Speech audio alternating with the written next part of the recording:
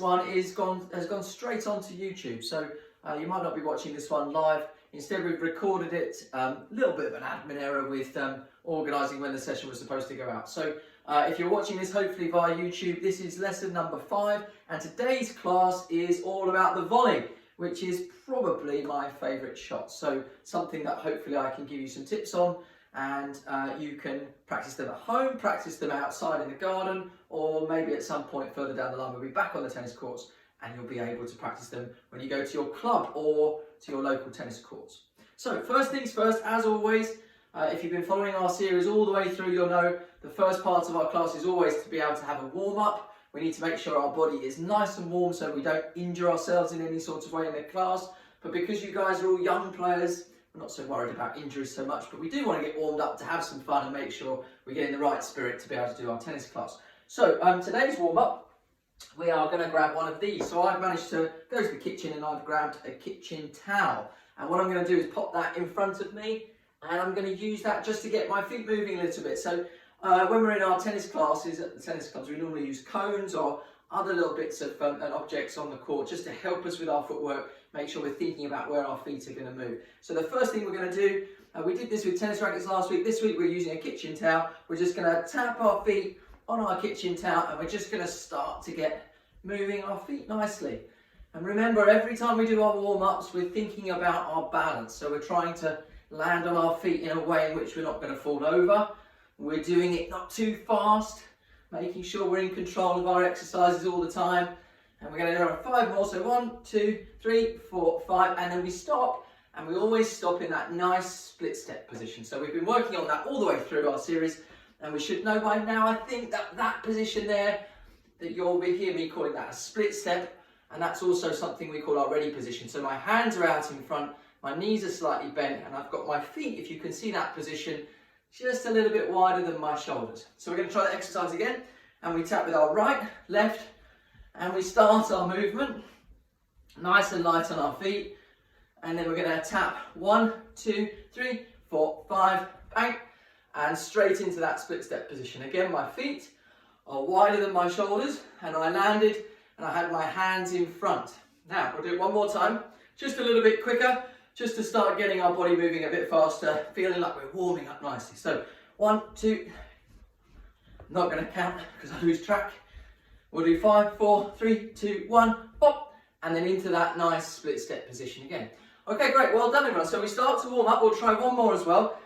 Again, we can use our towel just to help us to move around our space. Now, we've been talking from this position about sidestepping and being able to move around a space and keeping that posture. That helps us in tennis to be able to change direction. So what we're going to do is we're going to try and see if we can do a little bit of jumping and some sidestepping at the same time. So I'm going to start off, if I move this way, I'm going to sidestep, and then I'm going to jump and land back into this position, just to the other side of my towel that's in front of me. Sidestep to the other side again, and jump, and again I'm trying to land into that position there. So it's a sidestep this way, and then a jump back to the other side of the towel. And if you do it sideways on, what you can do is you can jump over your towel and then sidestep back again. So it's up to you how you place your object in front, but if you want to jump over it, then it will give you something to judge how far to jump by. I'm just going to show you in front like this. So again, I sidestep to this side, and then I'm going to jump and sidestep back, jump, sidestep back. We'll try a couple more. How does that feel?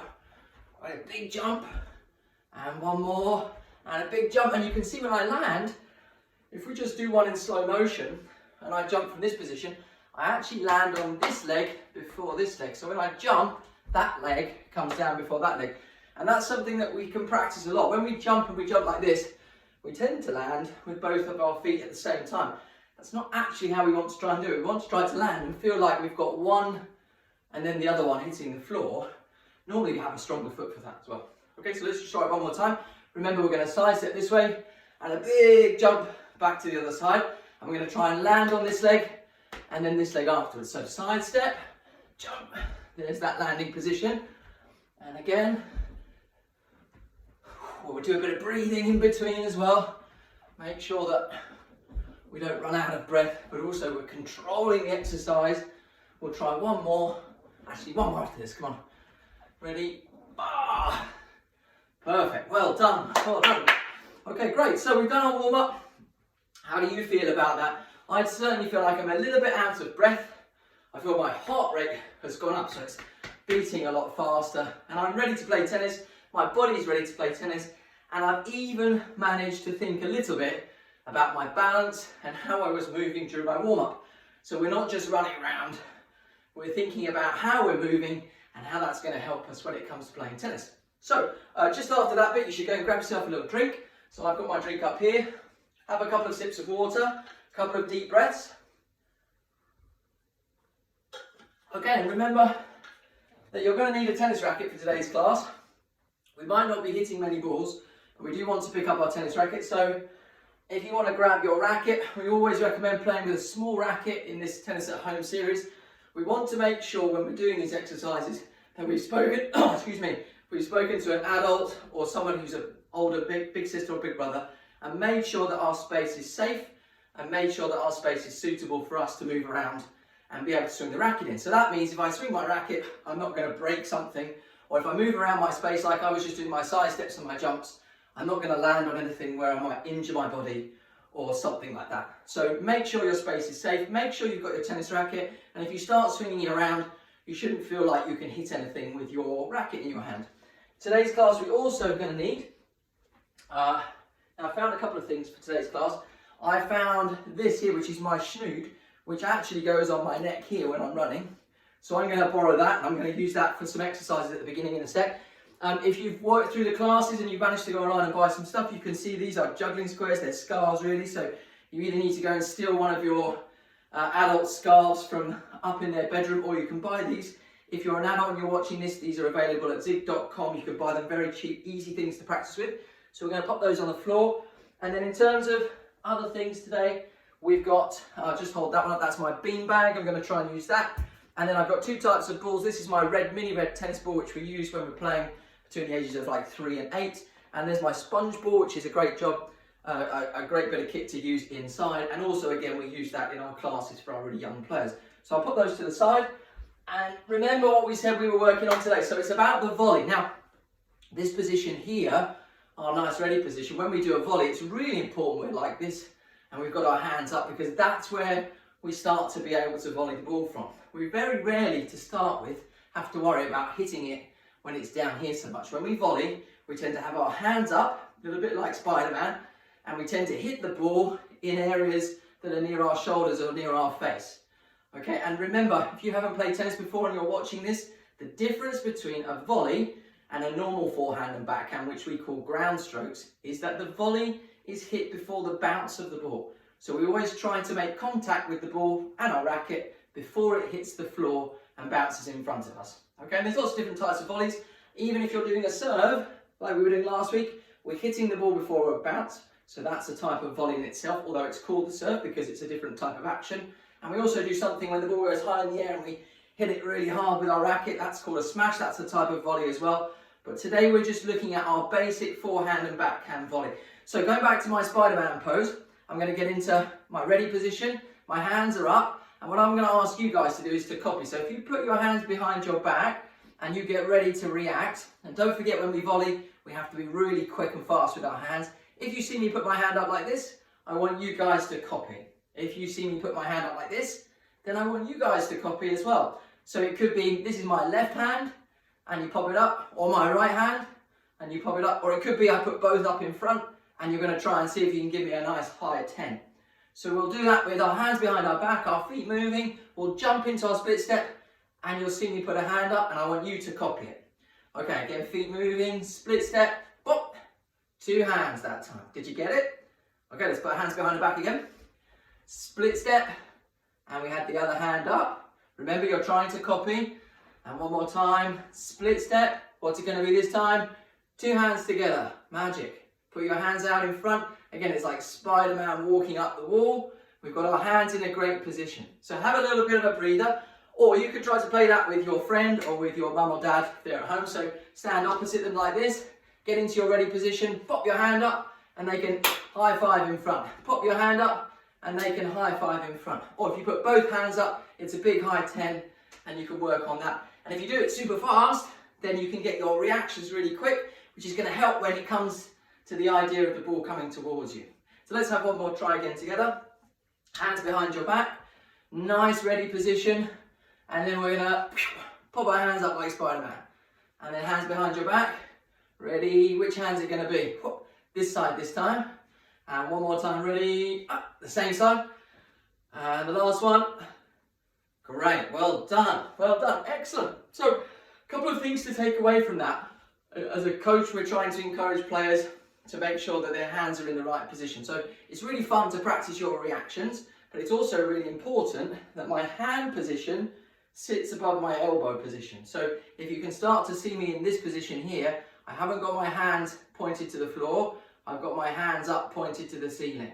So I make sure my hands are going to be up like this, and then when I'm going to start to volley the ball, I want to make sure that I do the same thing. You can see my elbow here sits underneath the racket position. When I'm going to try to volley the ball, I'm going to learn to volley the ball with the racket pointed up. I'm not going to try to volley the ball with my hands down and my racket pointed to the floor.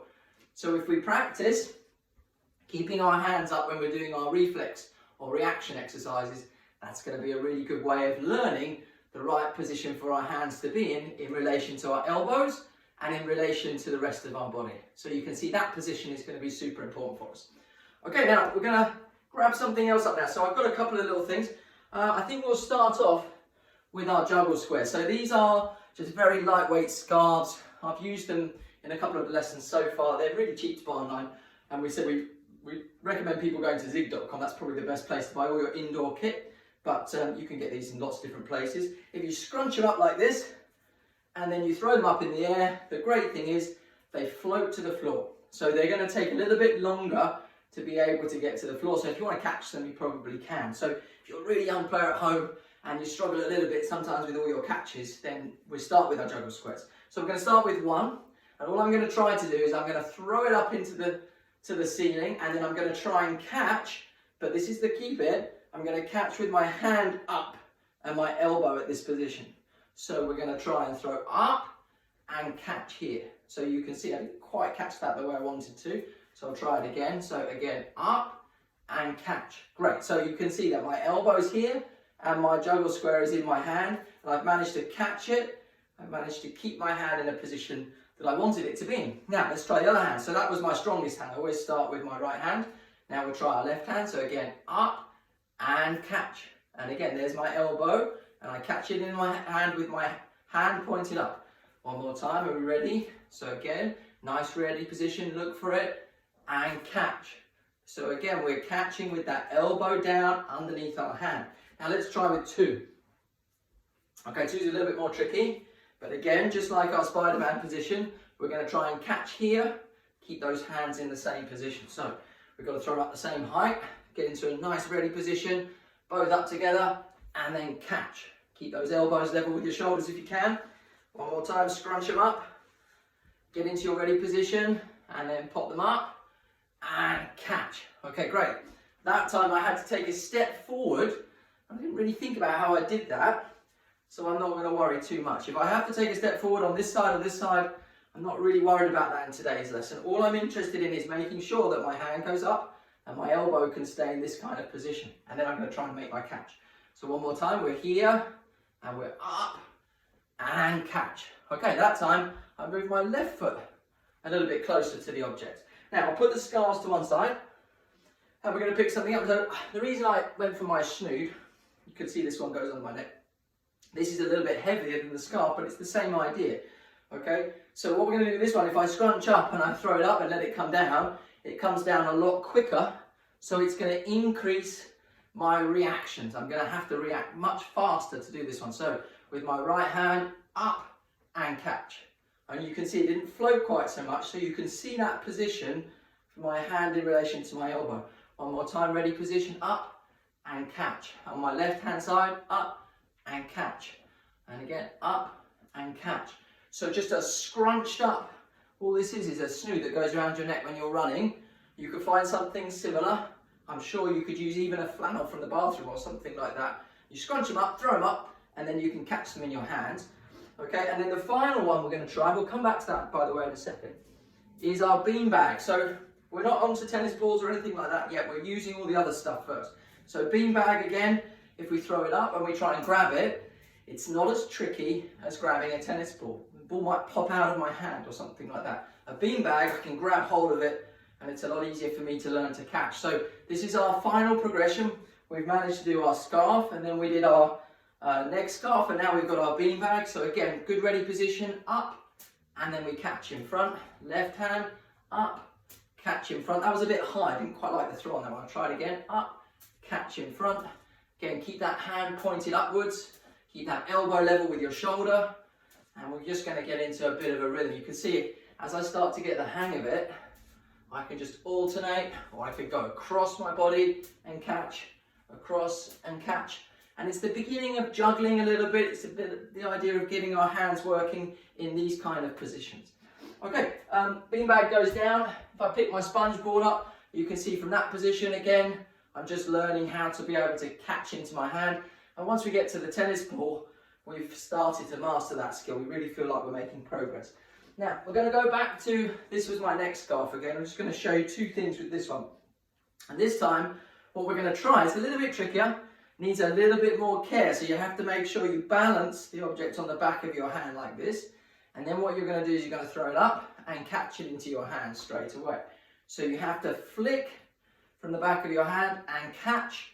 And again, when we catch up here, we can see the same position for our elbow and also for our hands. So again, so from this position, flick and catch. A little bit high up and in front of my face, that one. I'm trying to get it to the side more. Flick and catch, much better. And again, flick and catch, good.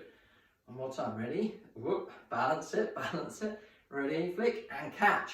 Great, now, the progression for that does come onto the tennis ball or the beanbag. I'm going to use the tennis ball.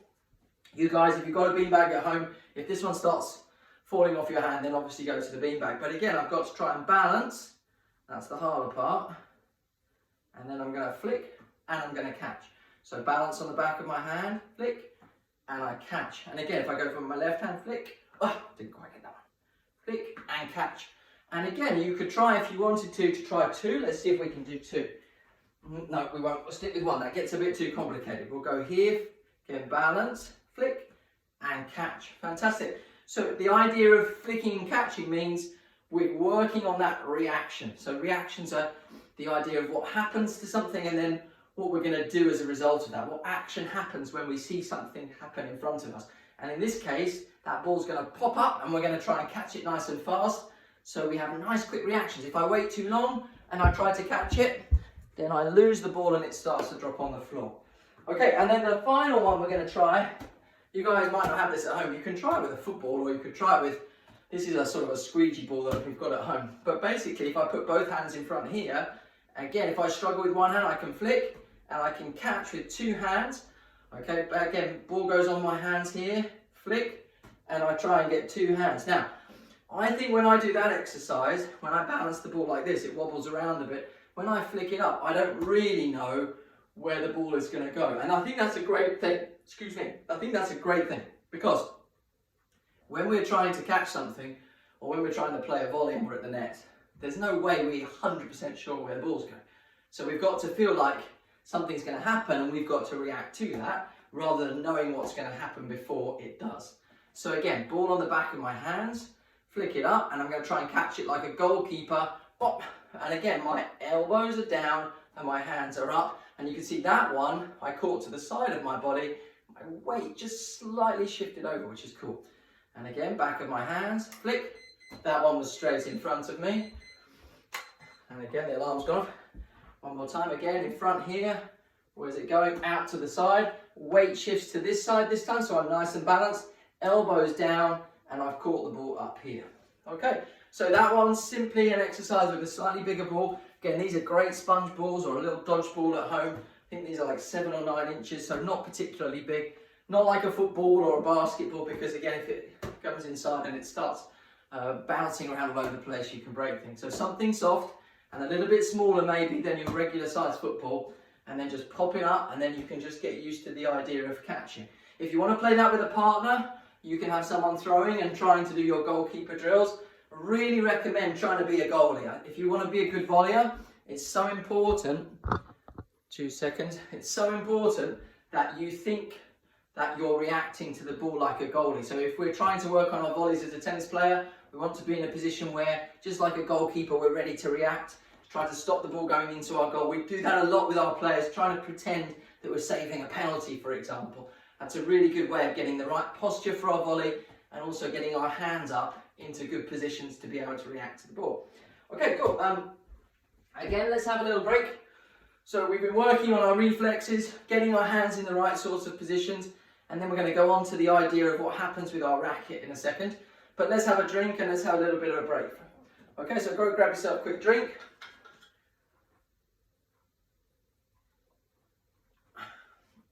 I was demonstrating that all the time. If you were doing those exercises with a partner, you can do them in things like sets of 3. So you could try to do them 3 times and you could take it in turns to do those exercises. If you do it with a partner, make sure that you stand a little bit away from each other, not too far away. And when you throw the ball, you don't make the ball too difficult. So we want to be able to catch and get those hands working on the ball. If we throw too far or too fast, then that catch becomes more tricky and then we'll start to feel bad about our practice. So it's always important to start quite close together. Make sure that you're doing the exercise correctly. And then as you get better, just grow that space out a little bit if you can, if you've got enough space indoors. And eventually you'll get to a point where you feel like it's quite challenging and then that ball can start to move around a little bit quicker. But always, as I said, it's a mini tennis at home, don't forget. So we're doing these exercises. I'm in my lounge. You'd be doing it in yours as well, or somewhere in a space at home, maybe in your bedroom if you're watching this. So it's important that we do it safely and we make sure that we've got enough space to play. Okay, now next thing. So we're going to get rid of the tea towel and we're going to start thinking about our swings. So I'm going to pick my racket up and we're going to try and start thinking about the way in which our racket moves. And then we're going to finish today's class with some exercises against the wall, which hopefully you've got enough space to do. So I'm going to start thinking about my racket position and I've started to turn sideways on. Now the reason I want to do that is I'm going to demonstrate where the racket should go to and where it's located in relation to my body. So sideways on is a great way to see this. So I'll take a step back so you can see it correctly. If I keep my racket head level with my nose, okay, and again if I feel like my hand is going to come up here, so if I pull my racket up, you can see my hand is in the same position with my elbow down, possibly a bit higher than I've got it there. That's a great position from which we've just been practicing, and that's the position we want our racket head to be in. So my elbow sits just a tiny bit lower, but my racket head is now where my hand was when I was practicing those exercises before. So what we're going to do is we're going to start off just trying to get a good ready position. We've done this in weeks past. You can see my back's nice and straight, my knees are slightly flexed, my racket's out in front, and then I'm going to turn and I'm going to try and get that racket level with my face. And then I'm going to push the racket forward to do a volley. And then I come back to the beginning again. So I have to turn, and then I push forward, and I come back again. So I just face forward, turn, push forward, and back again. Now, the last one I just demonstrated, as I pushed forwards here, I started to fall forwards, and I landed on one of my feet. Now, I land on my left foot when I volley, doing my forehand because I'm a right-handed player. So we're going to work on that together. So again, we get into our posture, we turn, we don't take the racket too far back. You can see it's no further back than my shoulders. It hasn't gone past here out of shot. It's stayed level with my shoulders. And then what I'm going to do is I'm going to push forward. And as I push, I'm going to land on one of my feet. And that foot for me is my opposite to my racket hand. So I'm a right-handed player. There's my racket hand. And there's my foot. It's on the opposite side of my body. Again, so turn, push, and land. So let's try 5 together. Turn, push, and land. 1. Turn, push, 2. 3. 4. Turn, remember, push, and land. Okay, well done. So that was 5 forehand volleys. And we were working on the idea of the racket being in the right position in relation to my body. We were working on the idea of pushing our racket forward, imagining we're hitting the tennis ball. And as we pushed, we started to land on our opposite foot. So as a right-handed player, I pushed and I landed on my opposite foot. So we'll try and do a few of those. We always do this in our classes. Let's do 30 seconds where we go a little bit faster and we try and feel like we're doing volleys at the net. So what I want you to imagine is that someone's in front of you and they're hitting the ball to you, and you've got to get your racket and push, and you've got to hit that ball back. So you need to use your imagination. Imagine you're playing Roger or Rafa or somebody that's famous that you love watching on the TV, and he's just about to hit that ball at you, and you've got to react and get ready to volley. And we're going to try 30 seconds. So when I say go, eyes forward, volley coming, ready, steady, go. You can hear me breathing. I'm trying to make sure I'm doing this with a lot of energy. Make sure that I'm imagining someone hitting me the ball. I'm trying to work on my racket being in the right position. You can see when I push, that foot lands. Come on, let's see if we can do a few more. That was a faster one. I've gone a little bit quicker. My split steps coming in. Got to keep breathing.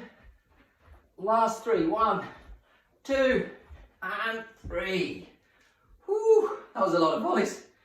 Okay, so we ended up doing, probably about 30 seconds in the end there. And you can see I don't really need to be hitting the ball to be practicing that swing position. I'm certainly not walking around like this, looking like I'm sword fighting with somebody. I'm trying to do my volley position correctly, and then I just had that lovely little bit of imagination there for me to think that the ball's coming back to me. And I can keep practicing my stroke and making sure I understand what that shot should look like. Now, I definitely got my heart rate's gone up for that one. I was playing Rafa in my head. I was playing Rafa. Right, if I turn the other way and we start to do our backhand volley, we've got a decision to make. And you guys are young players. I'm sure you're all young players watching this. Or parents, you might be watching it and you think it's worth watching for your young players so you can help them. So when we do our backhand volley on the TV, we sometimes see this, which is back a bit, where that racket goes forward and this hand lets go of the racket. So instead of doing two hands, we have a one-handed shot. But when we're young and we're learning, if we do this, the racket starts to drop. If we do this, the racket drops because the hand is not strong enough to hit the ball here. Okay, if we're young players, we're going to end up losing control of the racket head, and then the ball's going to start to do things we don't want to. It's not going to go where we aim the ball to. So what we do is we do a two-handed backhand volley here. And again, we're trying to do the same thing. We're keeping two hands on the racket, we turn. You can see there's that position, it's level with my face. And when I swing or push forward here, I land on my opposite foot. So for me, again, right-handed player, I turn this side. I'm hitting the ball on the opposite side, so my left side. And as I push forward, I land on my opposite foot. So let's try 5. There's the position, push and land. 1. Ready position. There's that start point. Push. 2.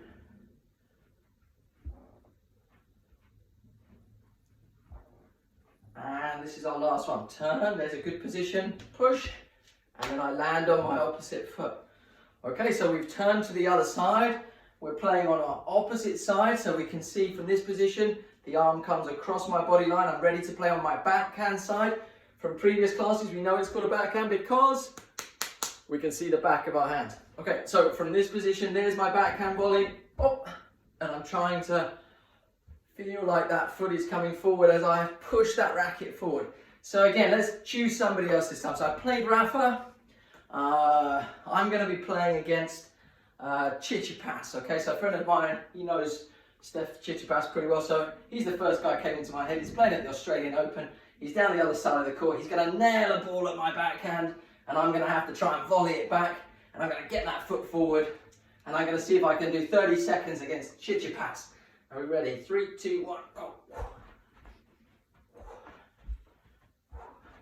You guys have got to keep up, come on. See if you can imagine who it is you're playing. Maybe you're trying to play your mum or dad, or your brother, or your sister, or someone famous that's on the TV, Andy Murray. Okay, we're just trying to get those backhand volleys. That was a quicker one. Didn't have much time for that. Still trying to keep my racket in the right place. Oh, last 2. Come on, Tsitsipas. Perfect. Okay, I managed to get all those balls back on my backhand volley. Not a single one went past me. And my opponent is feeling pretty low. He's feeling he can't get that ball past me because my backhand volley was really, really good. Okay, now we didn't hit any balls. We didn't do any smashing of the lounges. We just tried to work on our volley technique, and we're coming towards the end of our lesson. Now, if you have time, what I'd recommend is finishing against the wall. So you guys can't see, but over here, you'll see, if I just turn it around, there's the sofa and there is the wall. Let's bring that back for a second. So when we're doing this, we're trying to now do our class, and I found a little bit of space. So I could probably find it in, I guess you guys, if you have a bedroom, there's a wall by your bed, you could try to use that. But please remember, when we play at home, we've always got to make sure that we check with our parents, or maybe someone who's a bit older and more sensible, about where we should play. And if you're struggling to find space, then wait.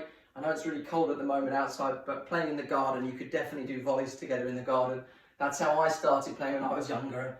Me and my dad would play volley to volley, and we'd get really good at volleying by playing in the garden. So our last exercise is to try to do our forehand volley, and we're going to try and volley against the wall. So I've got my sponge ball, my soft ball, make sure I'm not going to break anything, and I'm just going to try and see if I can practice that exercise that we've just been doing. So if I just put the ball to the strings, pop the ball across, and then I try to catch it again, that's a good way to start. So the ball to the strings, I'm going to make contact, and then I'm going to catch it again when it bounces off the wall. If I find that too tricky, I'm just going to make contact, let it drop. You can pick it back up again, and you can have another go, so you just get used to the idea of where to hit the ball. So I have one more go like that, again over to my forehand side. Remember, racket by your face, ball in front of your strings, and then push forward and let the ball drop. And if I just do what I've been talking about in today's lesson, if I do this, push forward, I can land on that opposite foot, and I'm starting to work on my volley in the way we've just been practicing. So again, turn, there's that racket position, ball to the strings, push forward and land, let the ball hit the floor, pick it back up again, do it in a nice safe way.